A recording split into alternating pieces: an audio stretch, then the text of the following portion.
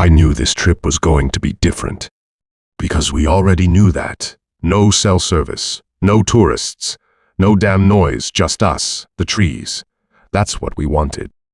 Solitude. A break from the constant buzz of civilization, from the endless notifications and fake smiles. Out here, miles from the nearest town, the only rules were the ones we made. We stood there, 4 of us, packs heavy with 15 days' worth of supplies, staring into the mouth of the wilderness. 50 miles from the nearest town. Just raw, untamed land where the trees grew thick and the rivers ran cold. Finally, my friend Ryan muttered, adjusting his pack straps. No people. No bullshit. That was the whole point. We'd spent months planning this 15 days of complete isolation, deep in the kind of country where you either knew what you were doing or you didn't come back. No guided tours, no marked trails. Just us and the wild. We hiked for 6 hours before making camp near a shallow creek, muscles burning, sweat cooling fast in the evening air. The first fire felt like a victory. We ate rehydrated meals, passed a flask around, and laughed too loud just because we could. No one to hear us. No one to care. The stars were dizzying. On the second day, we noticed our first wrong feeling. We pushed deeper, following the creek until it narrowed into a fast-moving stream, then veering east into thicker forest. The trees closed in around us, their branches scraping like skeletal fingers. The air smelled damp, earthy. By late afternoon, we found a clearing, flat ground, good sightlines, enough deadfall for firewood. Perfect. We set up camp methodically, tents in a tight half-circle, fire pit dug deep, gear stashed where we could grab it fast. Instincts kicked in out here. You didn't leave things to chance. That night actually fell hard. We were quiet there, the kind of quiet that comes when you realize just how far from help you really are. Then, a snap in the trees. We all went still. The beam of light. It cut through the darkness like a bright, deliberate, sweeping over our camp before fixing on us. Around 7 p.m., the voice came from the shadows just beyond the firelight. A man stepped forward, flashlight in hand. Tall, lean, wearing a dirt-streaked white shirt and jeans. No jacket, no pack. Just him and that damn light. Sheriff's patrol, he said, too calm. You boys got permits for camping out here. My fingers twitched toward my own light. Something was wrong. No badge. No uniform. No vehicle for miles. One of my friend, ever the diplomat, answered first. Yeah, we've got permits. Just out for a couple weeks. You? Patrolling alone? The man's eyes flicked over our gear, our tents. Lingered. You never know what kind of trouble folks get into out here. A pause. You all alone? The question hung in the air like a trap. Ryan shifted, his hand drifting toward his knife. I palmed my flashlight, thumb on the switch. Then I lit him up. The beam hit him full in the face. No badge, no insignia. Just a man with a smile that didn't reach them. Who the hell are you? I demanded. For a second, he didn't move. Then, in a voice that made my skin crawl, just checking in, be careful out here. And like that, he was gone back into the trees, swallowed by the night. We didn't sleep. The fire was built up high, knives within reach. We took shifts, 2 awake at all times, ears straining for footsteps. But the woods stayed silent. By dawn, there was no sign of him, just nothing. Like he'd never been there at all. On day 3rd, we changed the plan to cut the trip short to 1 week only. 15 days was the plan, Mark said. But we need to change the plan. Ryan snapped. No one argued. Every night, we took turns keeping watch, gripping our knives like they were the only things keeping us alive. We still tried to enjoy the trip, forced ourselves to fish in the icy streams, to climb the ridges for the views, to tell stories around the fire like nothing had happened. But the fear was always there, coiled in our guts like a sickness. What if he came back? What if he wasn't alone? The worst part was the logic of it. We were miles from anything. No roads, no trails, no reason for anyone to be out there unless they were lost or hunting. And that man hadn't been lost. He'd been too calm, too sure of himself. A week later, we stumbled out of the trees, boots caked in mud, eyes bloodshot from too many sleepless nights. The logging road was a welcome sight to civilization, or at least the edge of it. A park ranger in a green pickup spotted us, pulled over, and gave us a lift into town without asking questions. Maybe we looked as broken as we felt. We never saw the man again. But those 7 days after the encounter, they were hell. When we finally reached the road, it should have been relief. Instead, it was just exhaustion, because out there, in the deep dark, something wasn't right.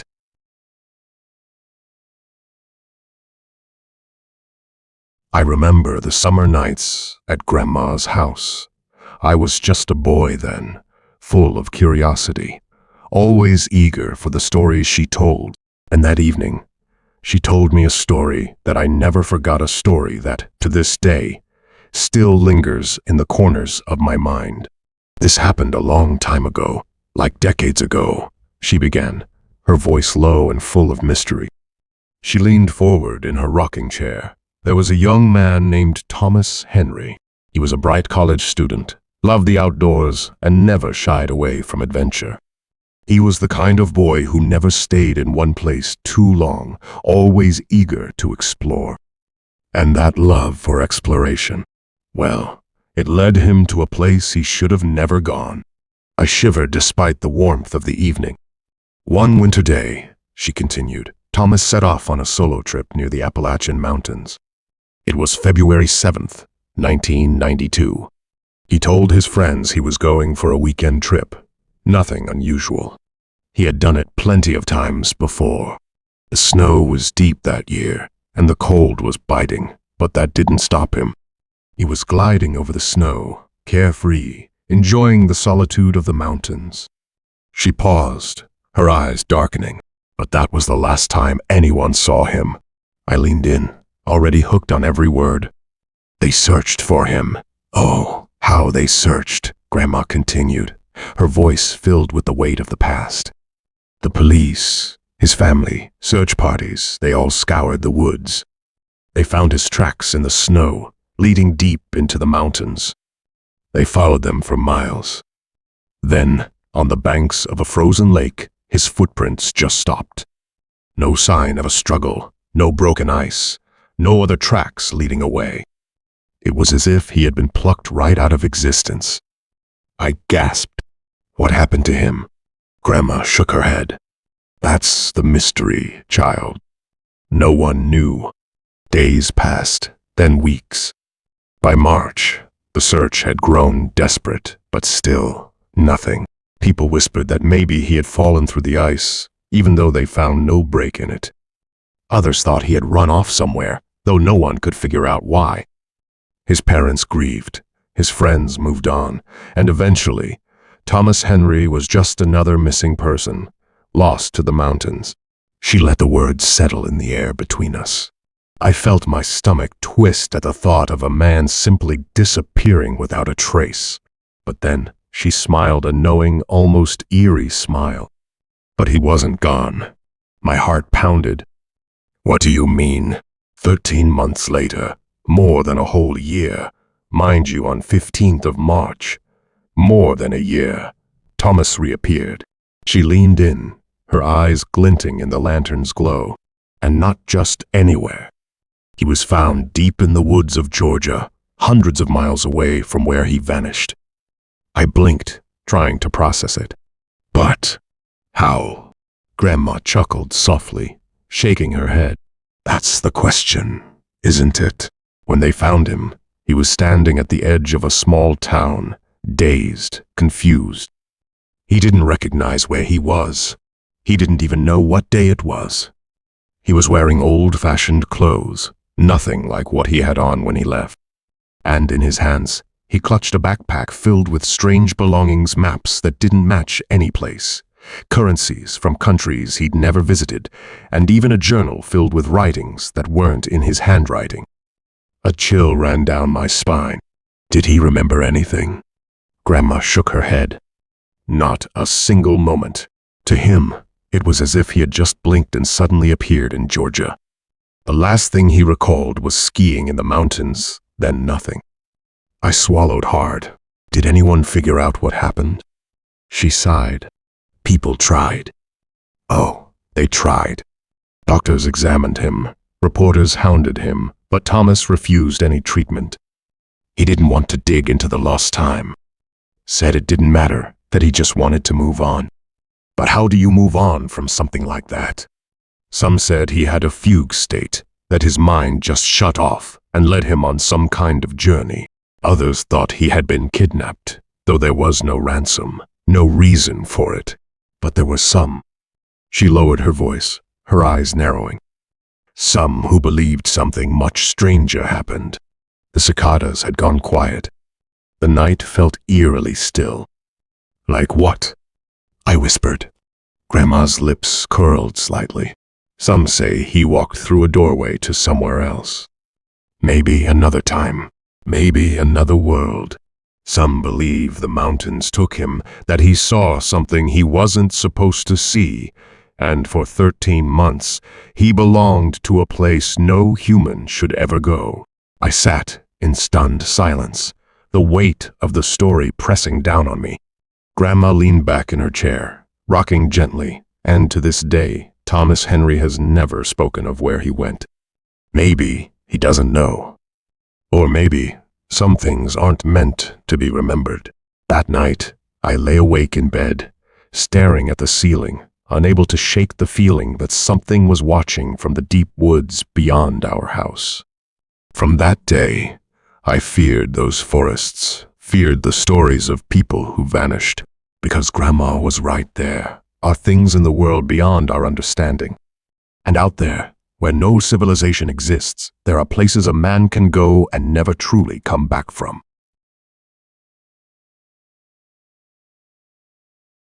I've always had a thing for the backcountry.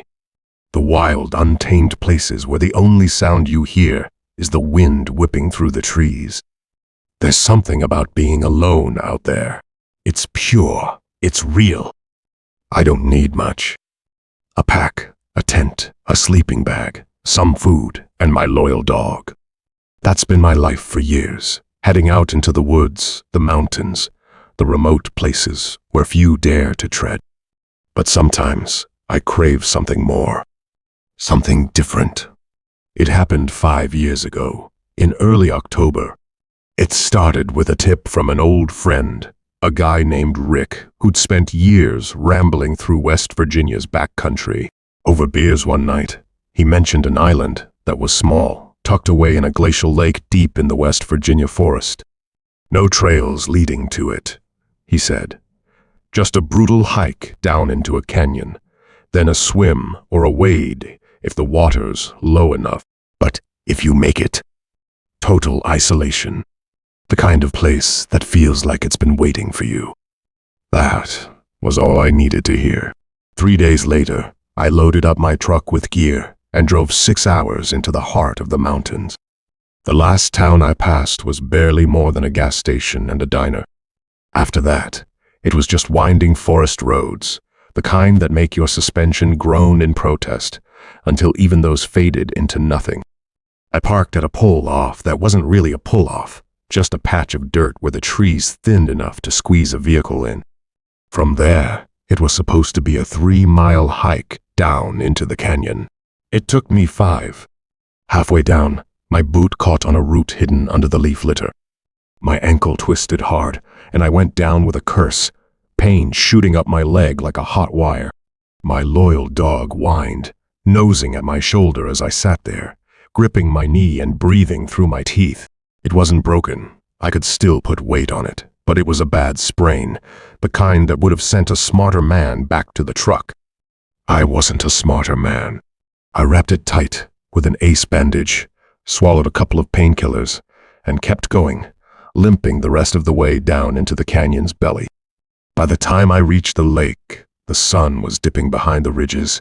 The island sat in the middle, maybe 100 yards out, a hump of rock and twisted pines, smaller than I'd imagined, but undeniably untouched. The water was freezing, but shallow enough that I didn't have to swim. My dog paddled beside me as I waded waist deep, my pack held above my head, the cold biting through my clothes like teeth. By the time we dragged ourselves onto the island's shore, I was shivering, my ankle throbbing in time with my heartbeat. But damn, it was worth it. The place was pristine. No fire rings, no litter, no sign that anyone had ever set foot here. I set up camp in a clearing near the shore, built a fire, and spent the evening fishing while my dog snuffled through the underbrush. The quiet was absolute, the kind of silence that feels like a held breath. Then my dog started growling. At first, I thought it was nothing, maybe a raccoon or a fox rustling in the brush. But the sound that came out of him was low, the kind of noise he only made when something was wrong. He was staring at a ridge of rock near the center of the island, his hackles up, teeth bared. "What is it, boy?" I murmured, following his gaze. Nothing moved. I told myself it was just the dark playing tricks. The dog didn't relax. Not then, and not as the night deepened. Around midnight, I heard the first rustling. It came from the tree line, something moving just beyond the firelight.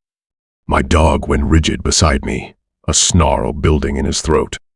I grabbed my flashlight, thumbed it on, and swept the beam over the trees. Two eyes stared back, green, glowing, unblinking. They were low to the ground at first, maybe waist height, reflecting the light like a cat's. But they didn't move like an animal's. They just watched. "Hey!" I shouted, my voice too loud in the stillness. Then, faster than anything should have been able to move, they shot upward, 10, 20 feet up the trunk of a pine, vanishing into the branches. No sound. Just within a second, it happened. Dog was losing his mind, barking like he wanted to tear whatever it was apart. I held onto his collar, my heart hammering, the flashlight beam shaking in my grip. That's when I saw the shadow. Tall, thin. I swear, it's shaped like a man but too long, too tall in the way it stood just beyond the fire's glow. It didn't move toward me, didn't speak, just standing there. I didn't sleep that night. I tied my dog to a tree, trying to keep him from running off into the dark. He was going crazy, barking and pulling at his leash, like he wanted to chase after whatever it was. I spent the rest of the night in a cold sweat, but nothing came out again. As soon as the sun was up, I packed up the camp in a rush, not caring about the pain in my ankle, not stopping to eat or even put out the fire properly. My eyes constantly scanning the shore, half expecting to see something watching us from the trees. I never told Rick about what happened. I didn't want to sound crazy. But deep down, I knew something was wrong with that place. Something that shouldn't have been there. I don't know what I saw that night. But whatever it was, I won't be going back to find out. There are some places where you don't belong. Some things you're better off never knowing.